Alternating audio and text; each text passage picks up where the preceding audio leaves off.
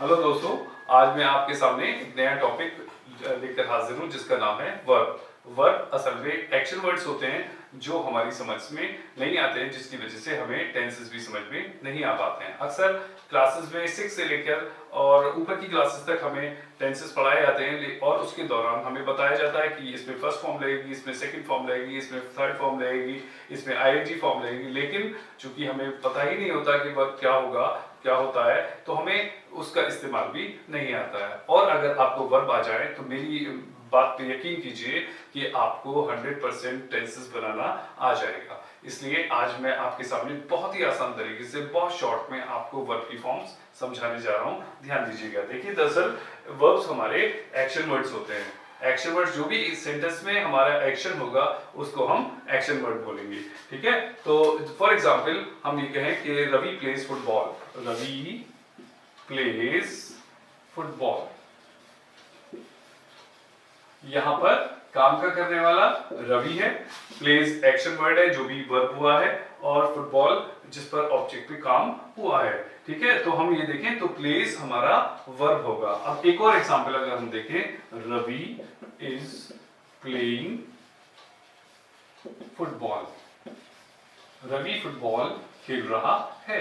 यहां पर is helping verb है और प्लेइंग वर्ब है। यहां पर इज भी वर्ब है, प्लेइंग भी वर्ब है, लेकिन यहाँ पे मेन वर्ब प्ले है और हेल्पिंग वर्ब इज है। अब आपने देखा ये दो तरीके से सेंटेंस हमारा बन गया है। कैसे बना? एक में वर्ब है, दूसरे में हेल्पिंग वर्ब भी है। ऐसा भी सेंटेंस हो सकता है कि जिसमें वर्ब ना हो, खाली हेल्पिंग वर्ब से ही सेंटेंस बन जाएगा। For example, Ravi is a good boy. यहां पर भी सेंटेंस बन चुका है। यहां पर हेल्पिंग वर्ब है, यहां पे मेन वर्ब नहीं है। यहां पर हेल्पिंग वर्ब नहीं है, यहां पे मेन वर्ब है। यहां दोनों है।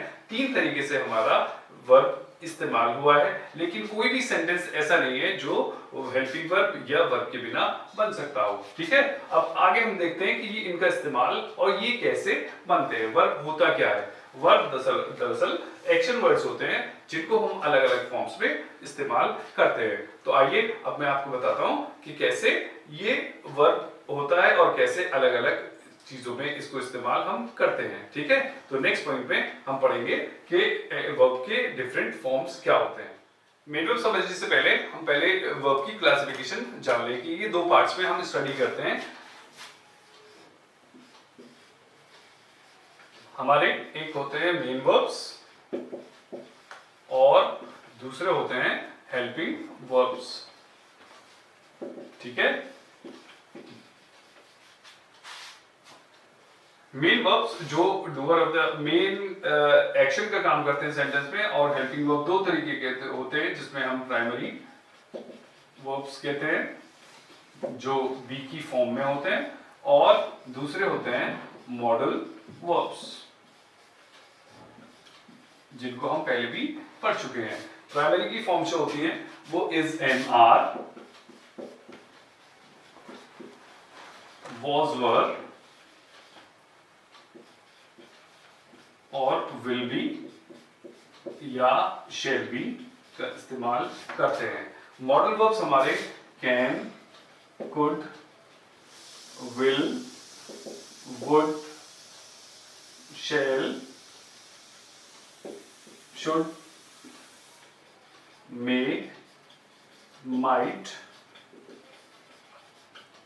ought to, need to वगैरह वगैरह हमारे ये मॉडल वर्ब्स होते हैं जिनको हमने अलग अलग स्टडी किया होता है। इज ए मान हमारे प्रेजेंट में यूज होते हैं, वॉज वर पास्ट में यूज होते हैं, और will B shall be future में यूज होते हैं। अब हम आज पढ़ेंगे, अब इस पॉइंट पे पढ़ेंगे हम मेन वर्ब्स। मेन वर्ब्स कौन से होते हैं मैं आपको समझाने जा रहा हूं। मेन वर्ब्स कौन कौन सी होती है? मेन वर्ब्स हमारी दो फॉर्म्स में होती हैं, दो होती हैं एक तरीके से हम कह सकते हैं कि नंबर 1 रेगुलर वर्ब्स और नंबर 2 इररेगुलर वर्ब्स। ठीक है, रेगुलर वर्ब्स कौन सी होती हैं? जो जनरली एक ही फॉर्म में आती हैं, सेकंड और थर्ड फॉर्म जिनकी एक ही होती है, या ईडी या ईएन से जिनको हम सेकंड और थर्ड फॉर्म बना सकते हैं, उनको हम इररेगुलर वर्ब्स कहते हैं। फॉर एग्जांपल, प्ले, प्लेड, और प्लेड। यहां पर आपने देखा फर्स्ट फॉर्म प्ले है, सेकंड फॉर्म प्लेड है और थर्ड फॉर्म भी प्लेड है। ये रेगुलर फॉर्म्स कहलाती हैं। अब हम देखें दूसरी form, go, went and gone. यहां पर गो थी, यहां पर ये बिल्कुल टोटल चेंज हो गई और उसके बाद थर्ड फॉर्म में ये बिल्कुल ही चेंज हो गई। तो इस तरीके से हमने देखा ये इरेगुलर फॉर्म शो कर रही है, इसलिए हम इसको इरेगुलर वर्ब की फॉर्म बोलेंगे। यहां पर हम एक बात मैं आपको बहुत ही इंपॉर्टेंट बता दूं कि हमारी ज्यादातर जो फॉर्म्स होती हैं वो रेगुलर फॉर्म्स होती हैं। बहुत ही ज्यादा, तकरीबन 70% से ज्यादा हमारी इरेगुलर फॉर्म्स होती हैं, जबकि ये जो इरेगुलर फॉर्म्स होती है वो बहुत कम होती है। कुछ ऐसी होती है जो बहुत आसान होती है, जो तीनों फॉर्म में एक ही होती है, जैसे for example cut, cut, cut.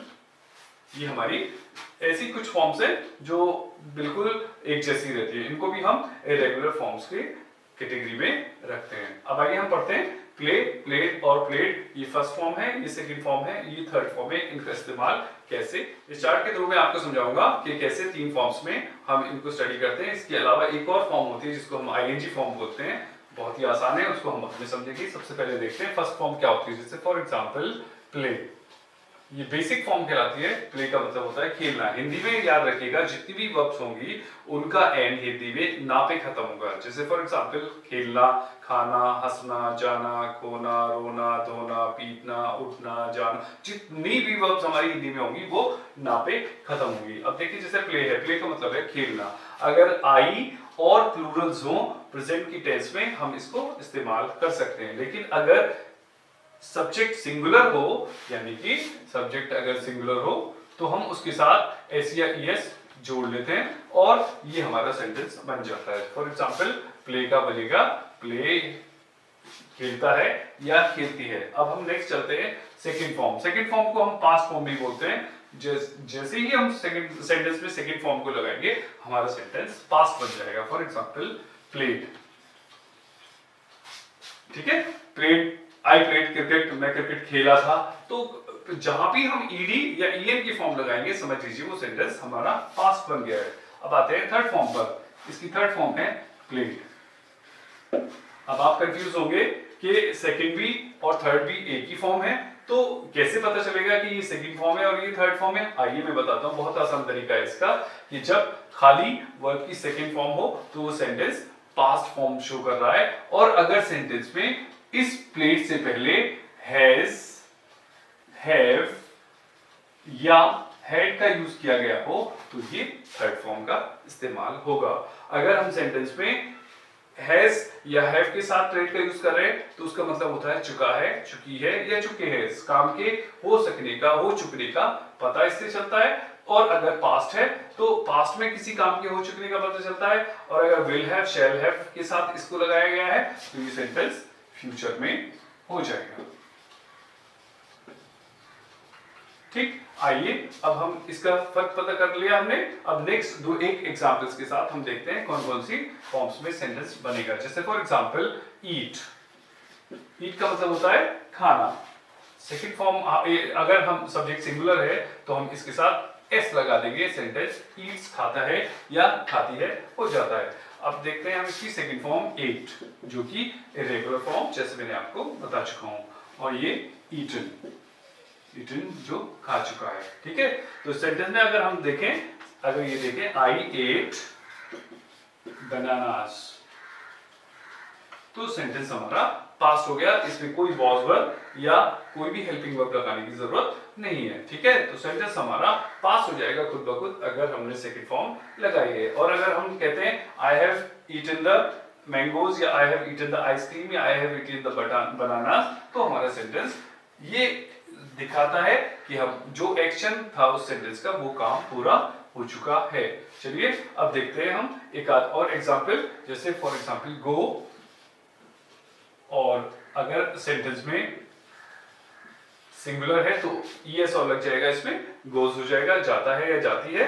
और अगर हम इसको देखें सेकंड फॉर्म में वेंट, और थर्ड फॉर्म में इसको हमने गॉन बना दिया। ठीक है, बहुत सारी फॉर्म्स जैसे मैंने आपको बताई कि एक जैसी होती हैं, कट, कट, कट, जैसी एग्जांपल्स जो रेगुलर फॉर्म्स में तो नहीं होती, लेकिन हम उनको इरेगुलर फॉर्म्स में स्टडी करते हैं, तो ये हमारे 3 फॉर्म्स में स्टडी होता है। इसके अलावा हमारी जो फॉर्म होती है वो आईएनजी फॉर्म होती है। इसके साथ अगर हम जोड़े तो हम आईएनजी फॉर्म को स्टडी कर लेते हैं, जिसमें हम वर्ब की फर्स्ट फॉर्म के साथ आईएनजी का इस्तेमाल कर लेते हैं। ठीक है, वर्ब की फर्स्ट फॉर्म के साथ आईएनजी अगर हम इस्तेमाल कर रहे हैं तो सेंटेंस बनता है रहा है, रही है या रहे हैं। अब मैं आपको बताता हूं कि कैसे इन सेंटेंसेस में इनको इस्तेमाल। अब मैं आपको वर्ब की जो फर्स्ट फॉर्म के साथ आईएनजी फॉर्म में होती है वर्ब की फॉर्म्स, उनको मैं बताने जा रहा हूं। अगर हम कंटिन्यूअस सेंटेंस देखते हैं तो उसमें वर्ब की फर्स्ट फॉर्म और आईएनजी लगा हुआ होता है। इसका मतलब होता है रहा है, रही है या रहे हैं, या सेंटेंस में होगा रहा होगा, रही होगी, रहे होंगे, या अगर पास्ट में सेंटेंस है तो हम उसको देखेंगे रहा था, रही थी या रहे थे। लेकिन पता कैसे चलेगा कि ये रहा है, ये प्रेजेंट में है, ये पास्ट में है या फ्यूचर में है?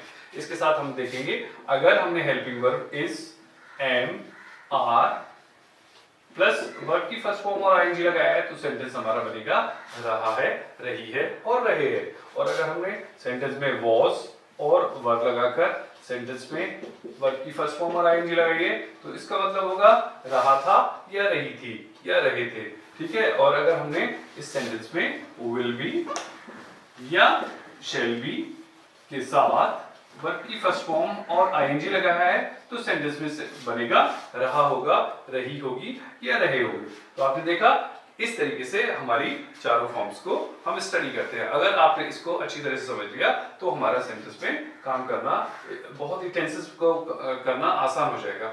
रोजमर्रा की जिंदगी में जैसे आप न्यूज़पेपर पढ़ते हैं, न्यूज़पेपर में अगर आप देखें तो पिछली रिपोर्ट्स जो दी हुई होती हैं उनमें से ज्यादातर वर्ब की सेकंड और थर्ड फॉर्म का यूज किया जाता है, और हम आमतौर पर भी इनका इस्तेमाल कर सकते हैं। अक्सर हम कंफ्यूज हो जाते हैं कि हम कभी कभी वॉज भी लगा देते हैं, वर्ब भी लगा देते हैं, और उसके साथ हम वर्ब की थर्ड फॉर्म भी लगा देते हैं, तो हमें इसका फर्क पता नहीं रहता है। तो एक और मैं पॉइंट आपको बता दूं, जब भी ये हेल्पिंग वर्ब्स अगर आते हैं सेंटेंस में और अगर वर्ब की थर्ड फॉर्म होती है, हेल्पिंग वर्ब प्लस वर्ब की अगर थर्ड फॉर्म होती है तो वो सेंटेंस हमारा पैसिव सेंटेंस होगा। कौन सा सेंटेंस होगा? पैसिव सेंटेंस होगा।